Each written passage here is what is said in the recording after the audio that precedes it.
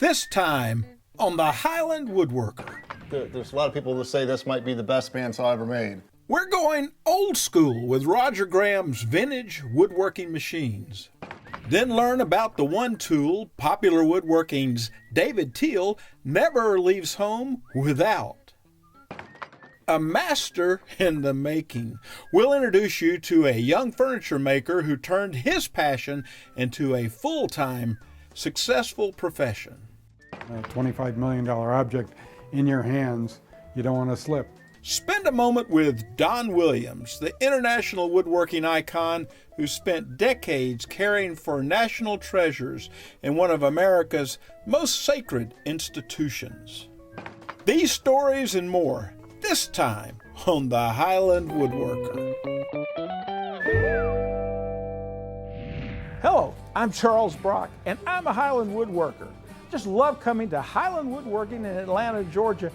It's my home for fine tools and a woodworking education. There's a friend. Hey, Chuck. Ed Sent. So nice to see you. Good to see you. And Ed, my students just fight over my 12-inch Auriou Rasps. I need another one. I think we can take care of it. They're a favorite for our customers, and Auriou has been around forever making beautiful tools for generations. Well, you know, there's something about old tools. I have a friend, Roger Gramm, who uses vintage power tools to make his lovely furniture. Sounds wonderful. Well, let's check it out. Roger Gramm. Hey Chuck, how are you today? So nice to see you. Thank you for letting us come out here, and I'm just happy to see your work, like this beautiful Adirondack chair, and I hear that you are Nashville's great generalist, that you could build whatever somebody needs. That's pretty much true. We do a lot of furniture. We do cabinetry, kitchens, built-ins, that kind of thing. We do some exterior work, arbors or really fancy fence kind of things, and some millwork, doors and windows. Some of that's, you know, is nice new front doors kind of things. The windows a lot of times is historic. Well, speaking of historic, I understand that you love to use refurbished vintage stationary equipment. Yeah. And you have some to show us today. We do. Yeah. All right, let's go take a look. This is a Oliver number 12 pattern maker's joiner with a 20-inch cutting width. I bought it from a guy just outside of Pittsburgh, Pennsylvania. I found him on the internet. There's a couple of websites devoted to people that love this old machinery like this. So I posted a want to buy kind of thing on there. I was looking for a 16 or wider. He had this one that he decided he would part with. So I went up there and got it. So what were some of the situations you had to deal with in getting this to work in your shop, getting it to work for you? Because you make a living with it. Right. Well, the first one was getting it off the trailer. The guy I brought it from had a forklift, which I don't have. So we dismantled it a certain amount, put it back together. This was in really good shape. I haven't done much of anything cosmetically to it. Right. I needed some new electrical to get it going right. And then I decided I'd rather to put a new cutter head in it. You know, it had the traditional old straight knife head in it, which works fine.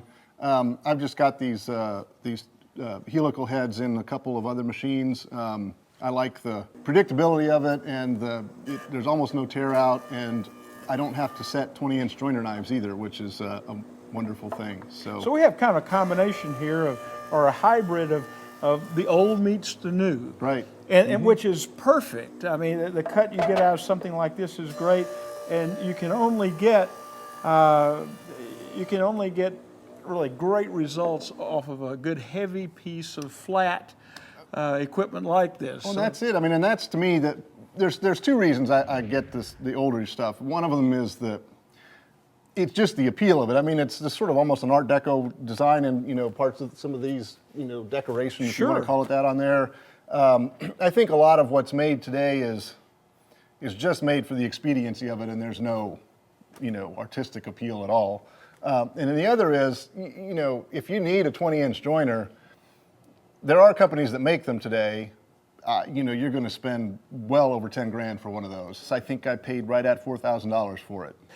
And the thing that a joiner has to be is flat. And you know the age of this, it's not going to move anymore. Right. Yeah, that's Yep. that's just tremendous. You got a great cut and well worth the investment. Oh, absolutely, yes. And it sounds like somebody was interested, that there's support with the websites. There is. Yeah, you can get help in buying, fixing. You can get help with moving it across the country if you really need to. There's people on there that'll help you figure out how to do that as well without necessarily spending, thousands of dollars on a shipping company. What we have here is a little lower tech. This is a miter trimmer. The motor is your arm making the lever move. What we use this for is, if you're cutting a nice crown molding or other trim on a nice cabinet piece of furniture, particularly sometimes it's pre-finished even, you cut it on a chop saw, but you're just a hair long. Sometimes if you go back to cut that again, it'll want to tear it up or push it, or, and then you mangled that nice piece, you got to start all over. Sure. Well, this thing is just perfect for just taking off, a cut that you can almost not even measure if you need to.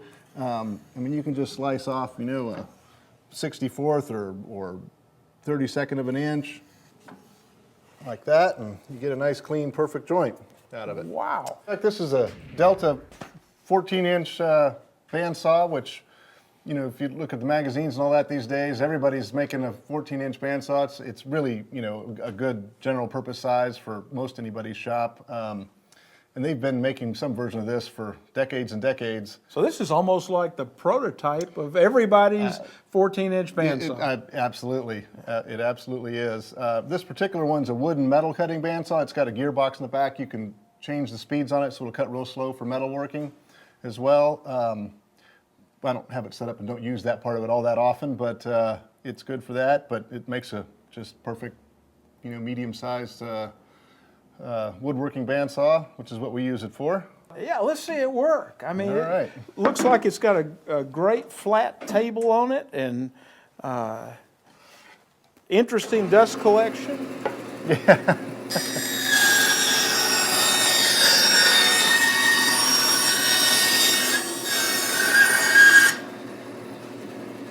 Cuts like a bandsaw. Yeah, and you can always use a couple of different size band saws in a shop, because you got the smaller blade on for smaller cuts like this. Mm-hmm. But I understand you have a monster. We've got a pretty good sized one for the bigger things we need to do. Yeah. Okay, well, let's go see that. All right.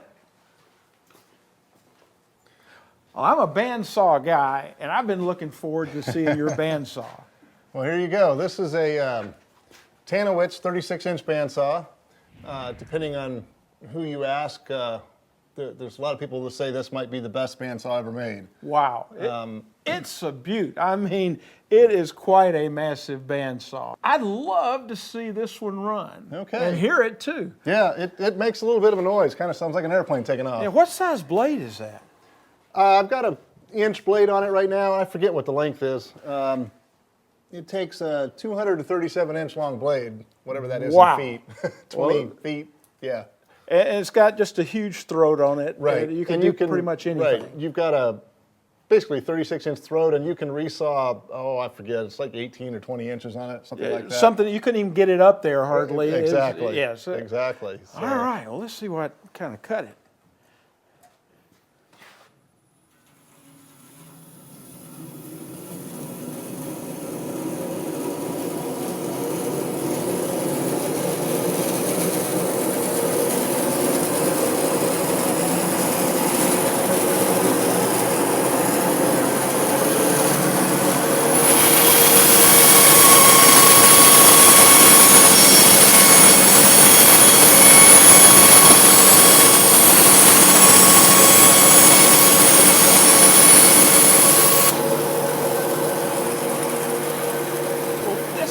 Fabulous machine.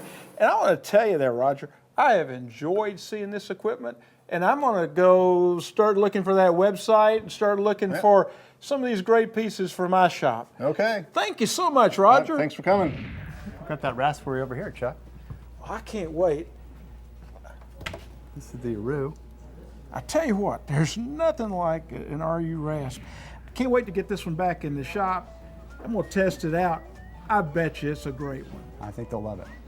Coming up, learn more about Popular Woodworking's David Thiel's #1 rule. And later, woodworking legend Don Williams introduces us to one of his mentors. You're watching the Highland Woodworker.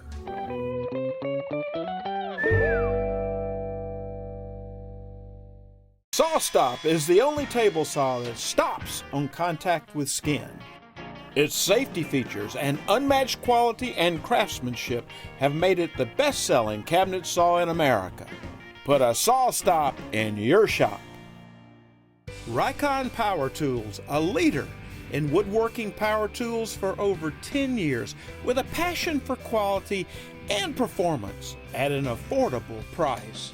RIKON has a full line of dependable tools, including a long list of industry-leading bandsaws like their new powerful 10, 350, 14-inch Professional. RIKON Power Tools, tools designed by woodworkers. Do you need wood? Then go nowhere but Bell Forest Products. Come stand in awe of our 20,000 square foot showroom that houses over 75 species of exotic wood, the largest in the Midwest. What more could you want? A knowledgeable staff? Well, come in and speak to one of these handsome young men because they know wood. They breathe wood, they eat wood, they live wood, they love wood, they are wood. So plan your adventure to Bell Forest Products, 200 East Hematite Street, downtown Ishpeming, or visit us online at bellforestproducts.com. Because we got wood. Forrest, manufacturer of the award-winning Woodworker 2, presents the PVW blade, designed specifically for the rip and cross-cutting of plywood and plywood veneers without splintering or chip-outs. Highland Woodworking has been a leader in woodworking education for over 30 years. They offer all kinds of woodworking classes year-round, ranging from how to hand-cut dovetails and mortises, to how to sharpen a plane or a chisel, how to build a cabinet, a chair, or a bookcase, or how to turn a wooden bowl. There are classes on wood finishing, French polishing, and even antique furniture restoration.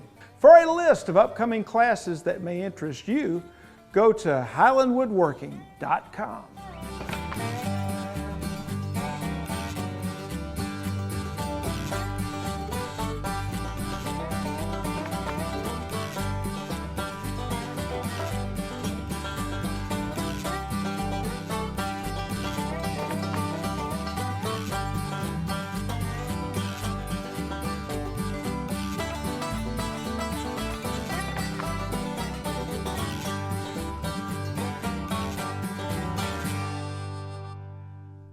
One of the oldest tools in the box might just be one of the best for that special job. David Thiel will show us what it is, this time on Popular Woodworking's tips, tricks, and techniques. David, you know, carrying one of these things around the shop all day is kind of ridiculous. I mean, who needs 25 feet and all that heft? How do you measure? Well, suspenders is a good idea when you're wearing those too. So you want to work down a little bit. 25 feet is great for a contractor, not for a woodworker, so you don't really do that. Most folks will carry a smaller 16-inch or 16-foot, 12-foot, something like that makes a little more sense. Still a nice gradients, that sort of thing. But I used one of these when I was learning, but I also used a tool that I prefer for a lot of other things too. What's that? Always in my back pocket, my folding rule. My grandfather's favorite. And a lot of fun too. 5 feet, it's got all the dimensions on it you need. 16 of an inch markings, simple enough to use. It gets, in most cases, what you need to do, and its rigidity is what's one of the most valuable things about it. With a tape, you run out to a situation where it's going to start to bend up. If you start to measure inside something, you don't know if you're getting into the corner. And actually, this is, if you see the tip, what you just did there is a perfect example. How do I measure in here? Well, I'm not in the corner there. That's right. It's okay, always so that's not accurate. Try and get that to fit into the corner. It doesn't work. You want to measure across the diagonal to know if it's square. Sure. So with a folding rule, piece of cake goes right into the corner there, and you can take a look at your dimension. Say, yes, that's what I need. Double check, and you're ready to go. Well, this is a very overlooked tool by many. Let's don't overlook the other end, though, too, Chuck. On the other end is a slide-out rule that can be used as a depth gauge. if you're measuring the rabbet in the bottom of a drawer. How deep is it?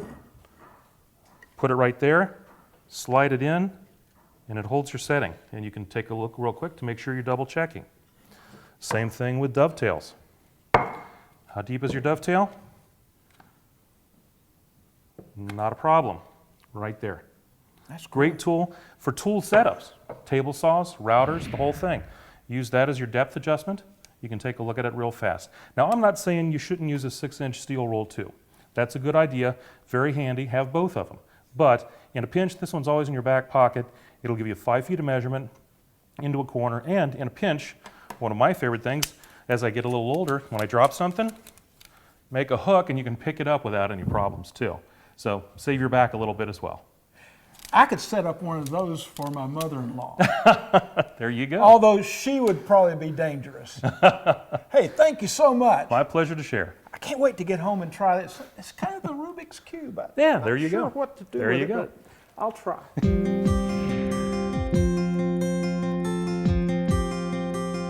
My name is Chris Barber. I'm in Nashville, Tennessee. I own Barber Woodworking. We're a specialty woodworking shop ranging everywhere from custom cabinetry to custom furniture and anything that comes along. I've always said if it's wood and it's custom, that's what we do. I started out as a young kid doing mostly art, drawing all the time, drawing monsters and machines and buildings, and I kind of started going down a path of architecture, design, did some drafting in high school. My parents built a house, the house they live in today. They built that house when I was 7. My grandfather built it, and so I think there were some early seeds of just being around it, being around wood, being around tools. I took shop when I was in high school. I was just kind of always around it. And I was in my late teens, early 20s. It kind of clicked for me, the marriage of designing something and then going out and building it, and that there weren't really any rules. And I think that was my perception of woodworking before that time, was that you had to do it a certain way. It started to click that, man, this is something where I could do anything I want. And all these inspirations from early on, the artistic side of it, the design side of it, and then the craft side of it too, you know, that there weren't really any limits to how far I could go with it, was really inspiring. I think being younger, you know, some of the new aspects of really any industry, but certainly this industry, the online presence, you know, Facebook, Instagram, you name it, people are out there doing it. And so I think kind of being pretty acclimated to that world is helpful to kind of stay on the pulse of new ideas, and just really broadens influences. It's important to me to do it as much as I can anyway, to kind of show the next generation that, yeah, this is a path, this is something you can do, and you can take it as far as you want to take it, even if it's just doing stuff around the house or whatever. But that's something I'd really like to see, is just more and more opportunities for people to at least get exposed to this world, you know, woodworking and craft in general.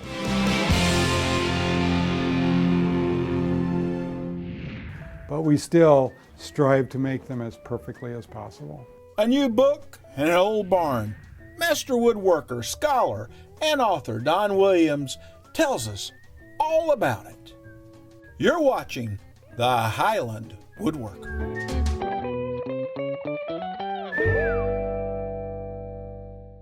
Masterpiece Wood Finish is a special 3-part oil and wax system designed to enhance the beauty of wood. It's easy to apply, maintain, and repair. Applying several coats of the base coat, mid coat, and top coat to a prepared wood surface will create a finish that will make a craftsman smile. I helped develop Masterpiece Wood Finish, not just for your masterpiece, but mine too.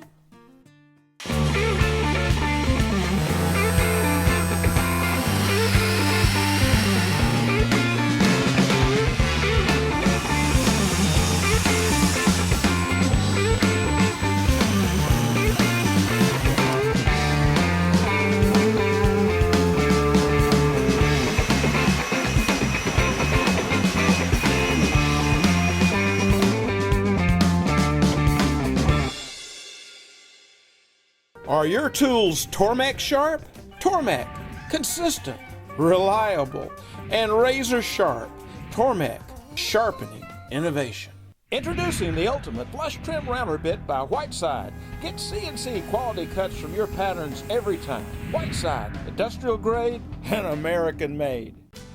Craig, from the first cut to the final assembly, providing woodworkers with products that help simplify woodworking challenges. Craig. Saw Stop is the only table saw that stops on contact with skin. Its safety features and unmatched quality and craftsmanship have made it the best-selling cabinet saw in America. Put a Saw Stop in your shop. If you can't make it to Atlanta, then you can always shop us on the web at www.highlandwoodworking.com. Moment with a Master is presented by Masterpiece Wood Finishes, helping you build beautiful furniture. Don Williams has one of the most impressive resumes in woodworking today. From his role as a conservator at the Smithsonian to his translation of Roubaud, it was such an honor to have a moment with this master. Monterey, Virginia, population about 150. But what it lacks in crowds, it certainly makes up for in limitless Virginia Highland scenery.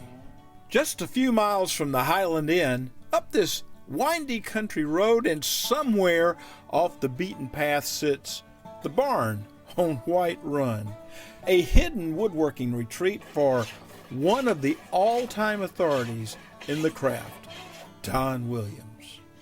I've had the vision for this homestead for more than 40 years. And if you get a woodworker out in the country, he's got to have some place to do woodworking. And about 10 years ago, I started being in a position where I could look to acquire a barn or a workshop. And I'd always wanted a timber frame barn. And I actually found this on eBay.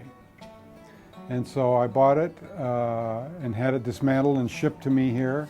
And we started assembling it the day after Thanksgiving 2007. It's been under construction ever since and probably will be for a long time in the future, but it gives me a lot of space. It's a beautiful old timber frame building, southern yellow pine, probably built in the deep south and barged up to Mississippi. I would put it between 1890 and 1910. Working with old wood is nothing new to Don. Decades of being the senior furniture conservator at the Smithsonian Institution always meant coming in contact with American history every day. If I had to synthesize my job description at the Smithsonian, it was be creatively curious or productively curious. Well, that curiosity had him creatively and productively caring for and restoring national and international wooden treasures like the Wright Brothers Flyer, Susan B. Anthony's desk, Teddy Roosevelt's globe, and even one of the oldest symbols in the U.S. government. Working on the Mace of the United States, which was probably the most spectacular and moving object I've ever worked on. You know, a $25 million object in your hands, you don't want to slip. The path to the Smithsonian started early in Don's life. I was always puttering around making stuff. Some of it was probably pretty hideous stuff. I remember making my first piece of furniture when I was maybe 13 or 14 out of an old pallet. I took the boards of a pallet apart. And it just so happened that they were made out of black gum, which is a glorious wood. So, you know, here was a pallet of black gum.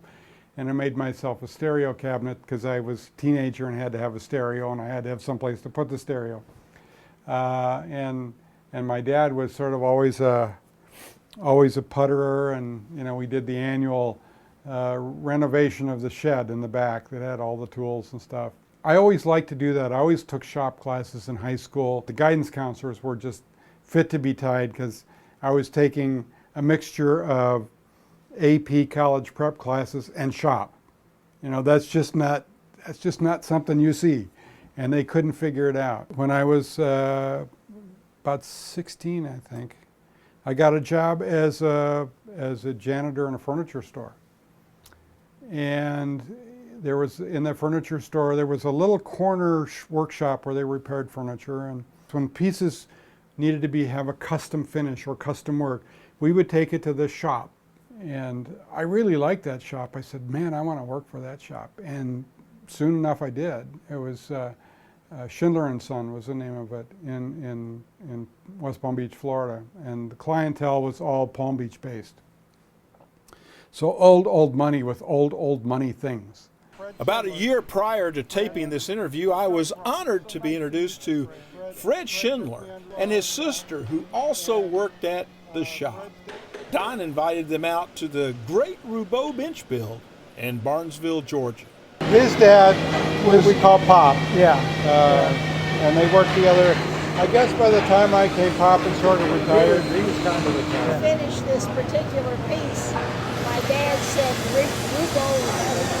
Roubeau would be proud, and he didn't know what it meant. Yeah. So he told him about the book and said, we'll try to show you a copy, but they never did. You never know what little thing is going to be big. Don Williams' translation of Andre Roubeau's To Make as Perfectly as Possible has been a huge success. He and our friends at Lost Art Press just released Volume 2 in this series called The Book of Plates, which contains all of Andre Roubeau's 18th century illustrations. Our goal is to get done with each volume and have as few facepalm moments as possible. Because you get through a book, it doesn't matter how many times you've looked through it, you get there and say, I forgot to put this in, or I should have expressed this way. That's the way the world is. And we are fallen and flawed people. And so we cannot help but have fallen and flawed products. But we still strive to make them as perfectly as possible. Well, this is a replica of a chair made by a maker named Samuel Gregg, who was working in the Boston area around 1800. You would appreciate the fact that, given your chairs, there isn't a square corner anywhere in this thing. It's a real pain to make. Gregg only made a few dozen of these that we know, and after having made them myself, I understand why he only made a few dozen. I see, yes.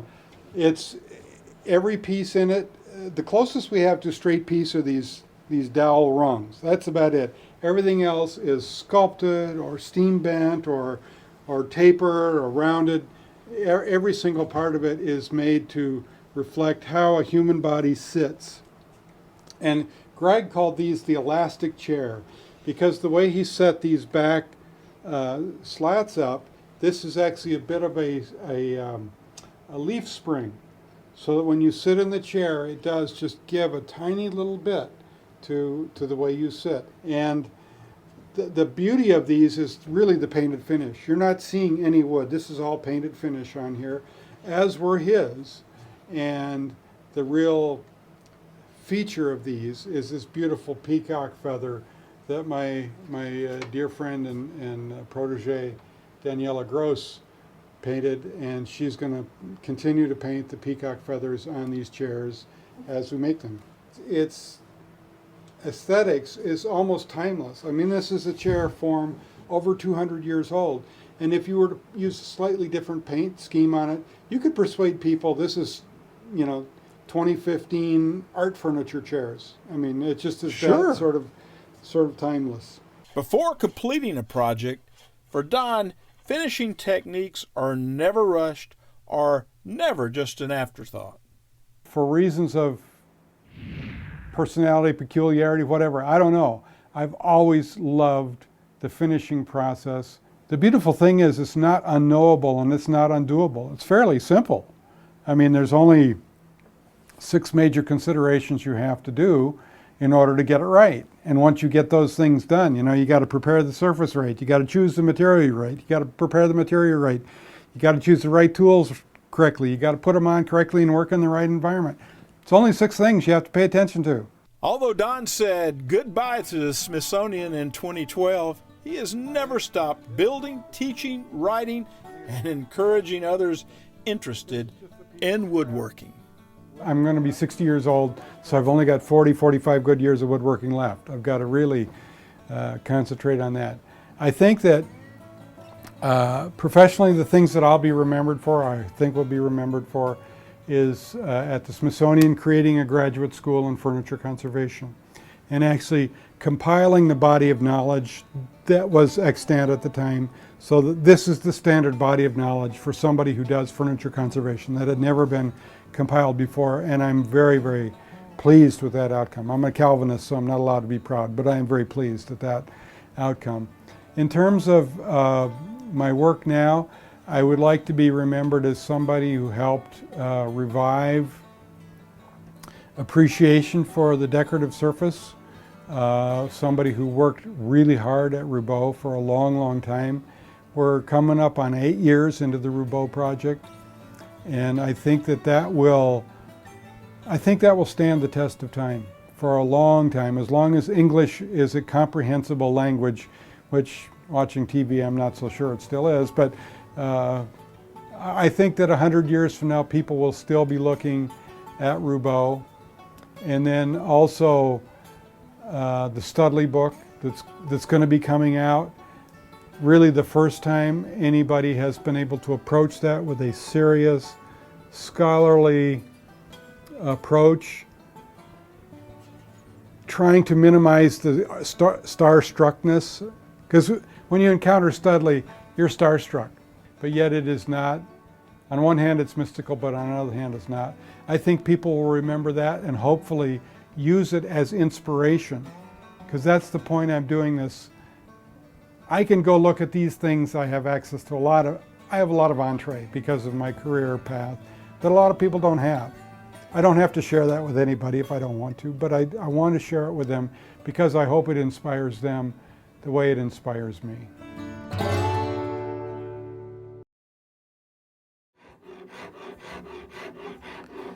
Shaping is what I do, and an Auriou Rasp is just the perfect tool. This is a 12-inch cabinet maker's rasp, and it's a number 10 grain. It's half round on one side and flat on the other. The half round helps you get into those concave areas, and the flat side helps you to make fast work out of actually rounding over, making those flats, contiguous flats, and then rounding over your work. I can work big with it, making long strokes. I can work small with it, choke up, and just use part of the rasp. It's hand-stitched, and you just won't find a better one for your shop. And my students all kind of fight over this one. Now I have 2 of them. I don't care how you say it. Auriou, whatever. It's spelled A-U-R-I-O-U. It is the best rasp for your shop.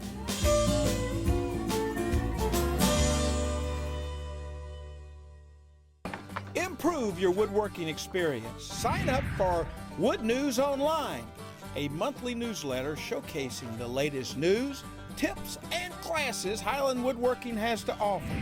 By signing up, you'll receive the latest episode of the Highland Woodworker, special store promotions, and Wood News Online delivered straight to your inbox. Sign up today. Well, I hope you enjoyed this episode. Don't forget to like us on Facebook and follow us on Twitter. Until next time, I'm Charles Brock, and I'm a Highland Woodworker.